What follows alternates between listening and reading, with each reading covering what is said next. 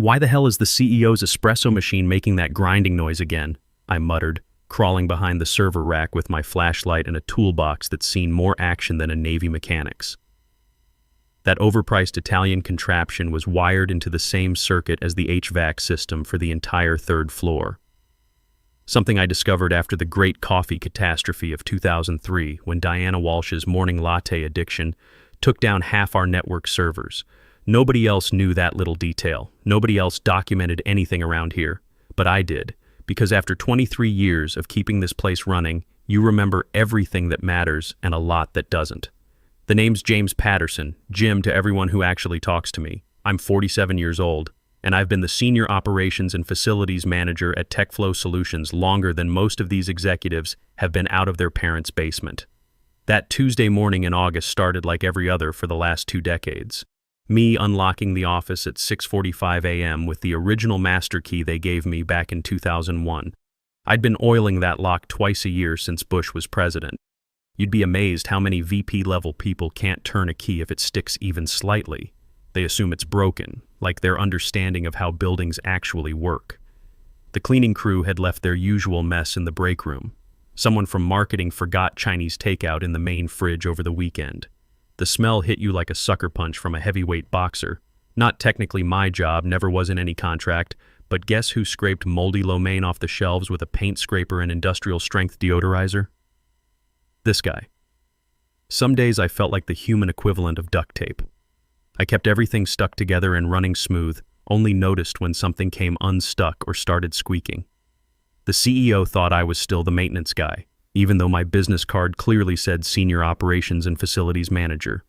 My inbox had 2,847 unread emails from people who couldn't change a light bulb without calling for technical support. It got worse when they brought in Austin Brooks as the new HR director 6 months ago, fresh out of his MBA program, all swagger and corporate buzzwords. Kid once asked me where the main electrical panel was located. I told him, same place your job security is headed if you keep asking me to Google basic building systems for you. He didn't think that was funny, probably because he actually had to Google what an electrical panel was. Now, I'm not some social media expert, but apparently most folks watching these stories don't hit that subscribe button.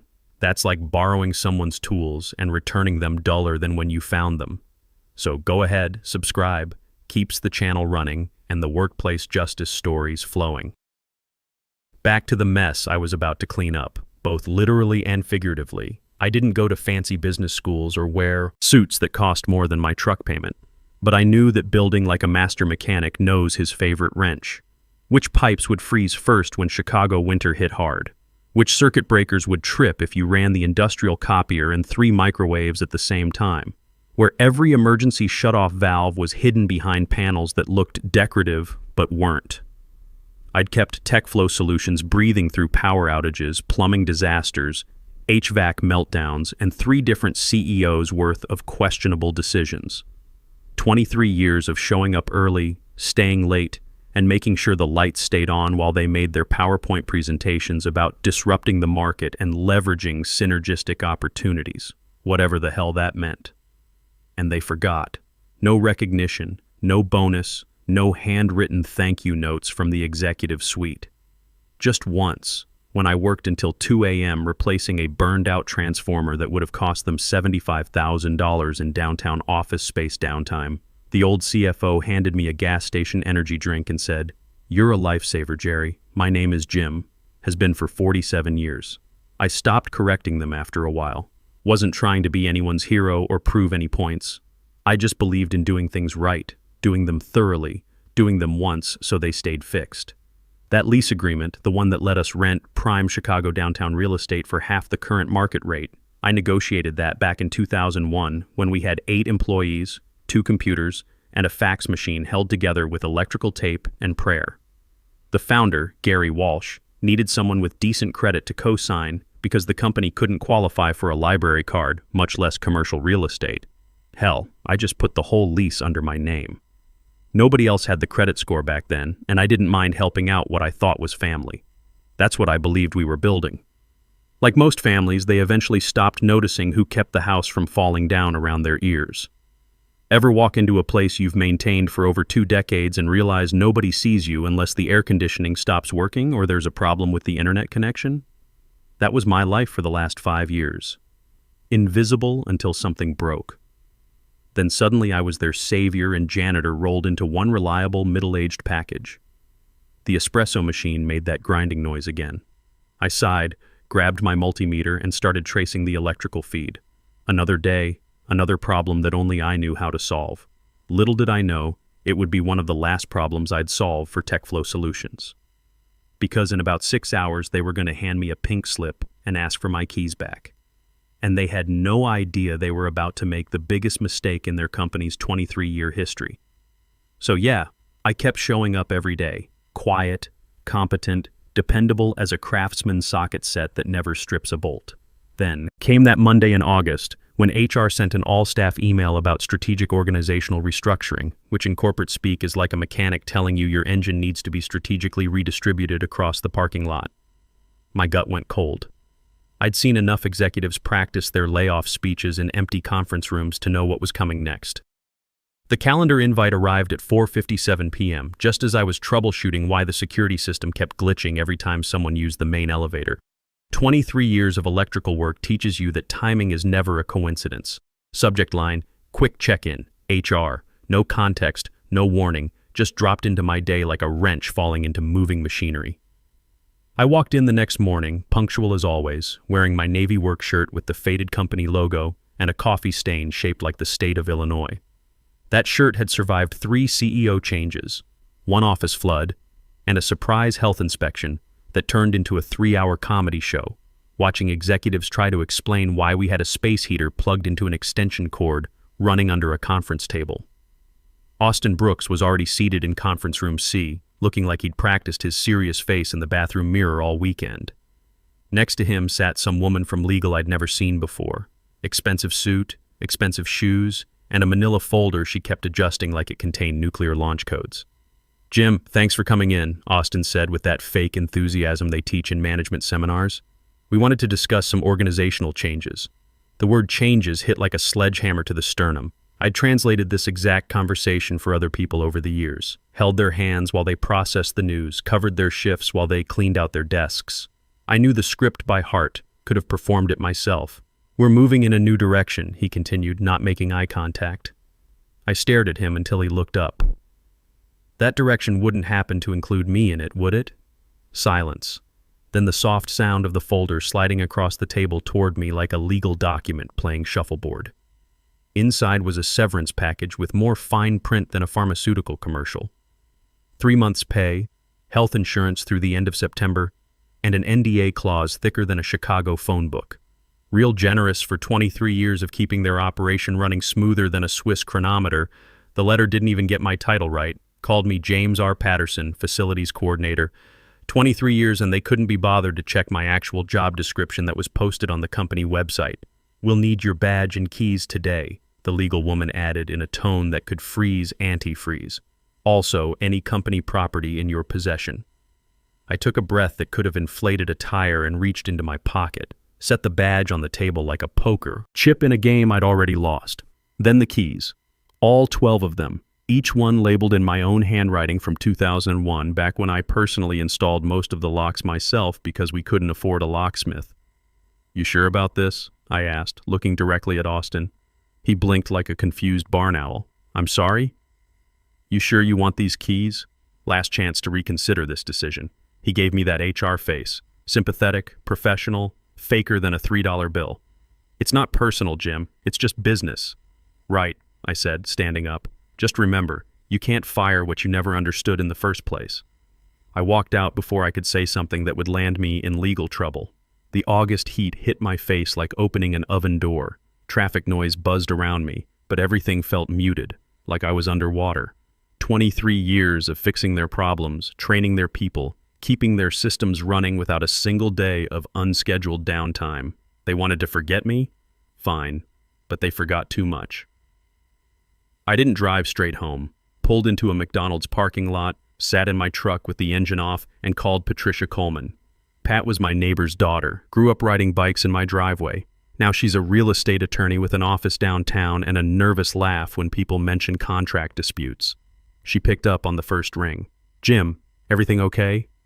"Not yet," I said, "but it's about to be. You remember that lease we set up in 2001? Long pause.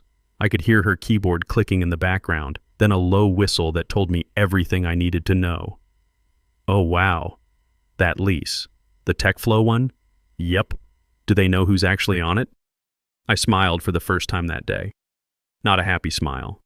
A dangerous one, like the grin a master electrician gets when he finds the one loose wire that's been causing problems for months.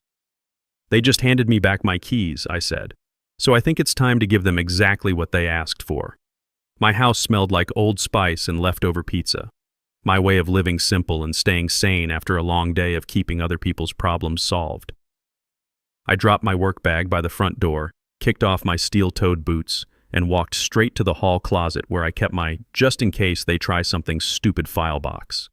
Never thought I'd actually need to open it, but here we were. The box was military green, labeled in black Sharpie, Lease Docs 2001 J. Patterson only. I pulled it out with the same care you'd use handling a live electrical wire. Inside was the original lease agreement, 6 amendments, a receipt for the conference table I bought before they could afford furniture, and 3 business cards from Gary Walsh's kids back when our office was a single room above Gino's Pizza. 23 years ago, they couldn't get a lease if their company's life depended on it. No credit history, no revenue projections, 1 laptop and a phone line that made sounds like a dying raccoon when it rained.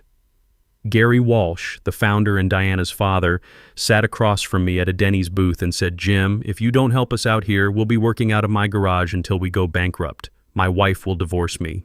I didn't co-sign that lease. I signed the whole thing myself. Put down the security deposit, first month's rent, everything. "Just until we get established," he said. "Maybe 6 months, tops."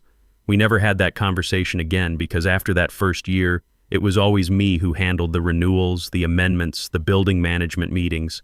They never took my name off the lease, never even thought to ask about it. I sat at my kitchen table, cracked open a Coke, and started reading that fine print like my future depended on it. Because it did. Page 8, Section 12B. Renewal of lease term shall require written notice from lessee no later than 30 days prior to expiration date. I blinked, read it again. Then I checked the expiration date printed right there in bold letters, July 31st, 2024. Today was August 3rd, 3 days too late. They hadn't renewed, hadn't sent a certified letter, hadn't even called the property management company. Not a single email in my work account about lease terms or renewal deadlines. They were so busy reorganizing their org charts and planning their next pivot strategy that they missed the most important deadline in their company's physical existence. I leaned back in my chair and felt a slow grin spread across my face like oil spreading on concrete. It wasn't just that they fired me, it was how they fired me. Like I was some replaceable middle-aged guy with outdated knowledge about legacy systems. But my legacy systems kept their lights on, their servers cool, and their building legally habitable. They forgot I was still the lessee, the legal tenant of record, and now they were squatters with business cards and an espresso machine addiction. I picked up my phone and started scrolling through my contacts. Building insurance policy, still listed me as primary contact. HVAC service contract renewed just last month under my direct authorization. Cleaning service still got paid through my personal checking account because their accounting department couldn't figure out automatic billing systems. City Utilities account opened in my name back in 2004 when ComEd required a personal guarantee for commercial service. Everything that actually mattered still ran through me. I could warn them, send a friendly heads-up email with a subject line like minor administrative oversight, action required. That's what the old Jim would have done. The Jim who believed in being part of the team. But the old Jim just got handed a pink slip by someone who thought an electrical panel was a type of computer monitor. So I closed the lease folder, finished my Coke, and decided to let them discover their mistake the hard way. They wanted to cut me loose from their operation? Fine, now they were going to learn what loose really meant when you don't have anyone around who understands the difference between load-bearing walls and drywall partitions. I wore my good boots to the meeting with Marcus Thompson the next morning, not because I needed to look professional, but because they made a satisfying sound when I walked across marble floors. I wanted to announce myself properly after 23 years of walking quietly through their problems. Marcus ran building management from an office on the 5th floor. Former Air Force maintenance chief who actually understood the difference between preventive maintenance and emergency repairs. He looked up from his computer when I walked in, and I could see the surprise in his eyes. "Jim," he said, "didn't expect to see you back here so soon. Everything okay?" I smiled, pulled out my folder, and handed him the complete lease documentation. Original copy, all amendments, right down to the cocktail napkin where Gary Walsh sketched out our floor plan during the 2007 expansion meeting. "Need to confirm something, Marcus," I said. "There was no written renewal request submitted by July 1st for Suite 301-315, correct?" He clicked away at his keyboard like he was troubleshooting a complex system failure. No. Nothing in our system from TechFlow Solutions. I assumed they were going month to month while they negotiated new terms. We hadn't heard anything official from their legal department." I nodded, calm as a lake on Sunday morning. That's what I figured.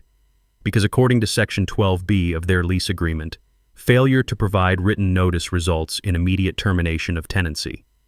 Marcus leaned back in his chair. It creaked like an old door hinge that needed oil. Technically, yes, that would be correct according to standard commercial lease terms. I pulled another document from my folder. Fresh letterhead, professional formatting, gold-embossed signature line. "I'd like to formally notify you of lease termination. Effective 30 days from today." His eyebrows shot up like 4th of July fireworks. "Wait, you're terminating the lease?" "Yep. As lessee of record, they missed their renewal window, and I've already found a replacement tenant. The replacement was Green Space Wellness Hub, some yoga and meditation outfit with more investor money than business sense. I'd met the owner, Sarah Mitchell, at a Cubs game last month when she was complaining about finding affordable downtown space for her holistic wellness ecosystem, whatever that meant. She offered to pay $15,200 a month for what TechFlow was getting at $7,800. Simple math, even for someone who preferred wrenches to calculators. Marcus ran his hand through his graying hair. "This is going to be complicated, Jim." "Complicated," I said, standing up, "is what they handed me after 23 years of keeping their operation running smooth. They can figure out their own complications now." I left before he could ask more questions about liability or legal procedures. Back home, I opened my laptop and filled out the eviction paperwork online through the county portal. Plaintiff, James Patterson. Defendant, TechFlow Solutions. Occupant of Suite 301-315. Grounds for eviction: breach of lease terms, failure to renew, unauthorized subletting to third parties. I discovered they were renting a back office to some cryptocurrency consultant without notifying anyone. Another little oversight in their otherwise perfect business operation. The confirmation email arrived with a cheerful ding that made me feel 20 years younger. Then my phone buzzed with an email from Austin. Subject: confirmation of returned property. "Dear Jim, hope you're doing well. We need to confirm you've returned all company property, including documentation, keys, access cards, and any other physical or digital assets. Please respond to confirm. Best regards, Austin Brooks." I didn't hesitate, hit reply all, because Austin loved copying half the company on everything to make himself look busy and important. My response: confirmed, including the ones you forgot I had. Sent. 2 days later, I stood in my garage organizing my socket sets and holding the certified letter in my other hand. Heavy envelope, real ink signatures, official county court seals, and everything. Plaintiff: James Patterson. Defendant, TechFlow Solutions at Occupant Suite 301-315. Subject: notice of termination and demand to vacate premises. My name in bold letters right at the top. Felt like seeing your own billboard on the interstate, except instead of advertising something, it was justice served with legal seasoning and a side of professional vindication. Across town, the same envelope landed at reception around 9:15 a.m. Property management sent it certified mail and emailed a backup copy to cover all the legal bases. Standard procedure for 30-day eviction notices. Problem was, their receptionist was some temp named Madison, who probably thought lease termination was a new software update. She tossed it in the recycling bin between a stack of takeout menus and a broken 3-hole punch. Meanwhile, upstairs in the executive conference room, the leadership team was busy planning their quarterly innovation summit. PowerPoint presentations about leveraging synergies and maximizing vertical integration. I saw the slides posted on LinkedIn later. Stock photos of diverse people pointing at whiteboards and shaking hands in front of glass buildings. Revolutionary business thinking right there. They were too busy swimming in their own corporate buzzword soup to notice the legal tsunami heading their way at exactly the speed of bureaucracy. The phone call came at 7:38 p.m. while I was in my garage, cleaning carburetor parts and listening to classic rock on an old radio that got better reception than their office Wi-Fi ever did. Diana Walsh. I let it ring 3 times, then picked up on the 4th. Jim speaking. "What the hell is going on?" she barked, voice cracking like a teenager caught with dad's beer. "You can't do this. You can't evict an entire company." I put her on speaker, grabbed a socket wrench I didn't need, and settled in for the entertainment. Because really, this was better than cable television. "Actually, I can," I said, calm as morning coffee. And I did. Maybe someone should have read the lease agreement sometime in the last 23 years. This is insane. We've got investors, board meetings, employees who need their jobs. Do you have any idea what this looks like to our stakeholders? I cut her off with a chuckle that came from somewhere deep and satisfied. "Diana, let me stop you right there. You fired the guy who held all the institutional knowledge. You didn't even bother to ask who signed the lease. That's not my problem anymore." Silence. Heavy breathing. Probably her blood pressure hitting levels that would concern a paramedic. "This will destroy us," she said, switching to victim mode, like flipping a light switch. 23 years, and this is how you want it to end? "No," I corrected. 23 years, and this is how you ended it. "I'm just cleaning up the paperwork you should have handled months ago." Friday morning hit like a wrecking ball with a law degree. I sat on my front porch with black coffee and my portable radio, listening to traffic reports while the corporate exodus unfolded 4 miles away. By 8 a.m., TechFlow was in full emergency evacuation mode. Moving trucks, cardboard boxes, executives in expensive suits carrying their own desk plants because they forgot to hire professional movers on 3 days' notice. Someone uploaded a video to social media. Austin Brooks throwing an office chair into the back of a rental truck. The chair bounced out and hit the pavement with a metallic crash that echoed off the downtown buildings like a gong announcing the end of an era. Caption read, "When your strategic restructuring meets actual strategy." 75,000 views in 3 hours. That afternoon I got a delivery. Wicker basket wrapped in green ribbon filled with organic fruit, herbal teas, and a small jade plant. Card read, "Jim, thank you for the space and the opportunity. We'll honor what you built here." The Green Space team. I laughed out loud for the first time in months. Real, genuine, deep-bellied laughter that felt like winning the lottery and getting revenge at the same time. Later that evening, I walked to my hallway and hung something on the small brass hook next to my military discharge papers and my first paycheck stub from 1978.